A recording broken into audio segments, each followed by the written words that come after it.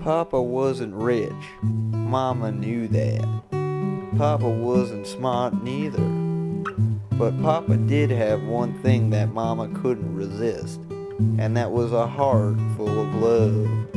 When they was married, Mama promised to love Papa until the end of all time. And even though Papa didn't know when that was, he felt it was important.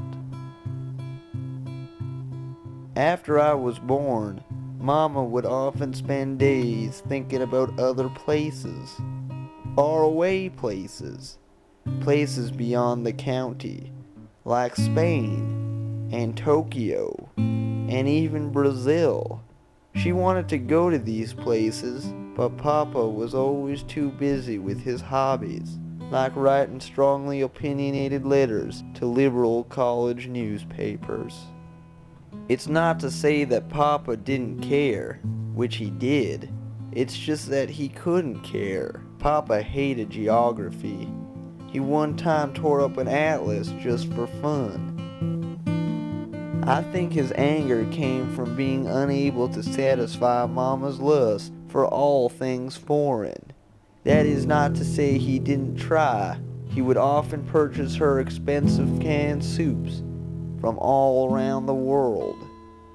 But the more he tried, the further she pushed him away. Then, one hot July night, Papa noticed some marks on Mama's back, and when he asked about them, she said it was nothing. But Papa knew better. He recognized the marks of a lover. There was no hiding it from him. He knew Mama was a liar, and he wanted to catch her. So he devised a sinister trap. He said he had to go to a meeting of the Rotary Club and wouldn't be home until 10 o'clock. Mama said, 10 o'clock, to which he responded, 10 o'clock. Then Papa left and got shit-faced in the front seat of his truck, which was peculiar because Papa never touched alcohol before.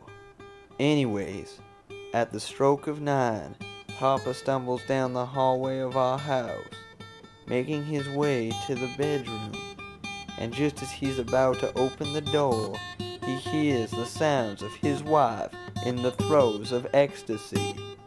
Papa cannot believe it. A great rage bubbles up inside of him. Then he kicks open the door to find my mother being pleasured by someone else.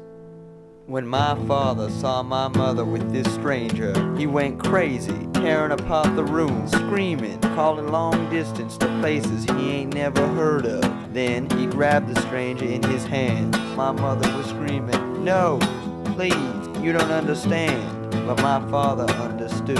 He dragged the stranger from the bedroom, leaving my mother to lie there on the floor, crying. My father drove long into the night, until he couldn't keep his eyes open. Then he signaled and then exited the highway. He found a large clearing behind the abandoned bread factory. He took the stranger from his car and threw him on the ground, blinding him in the headlights of his truck. My father drew his gun. He took aim. His heart was racing, and before he knew what had happened, my father had killed the stranger. Realizing too late what my father had done, he decided right then and there to take his life.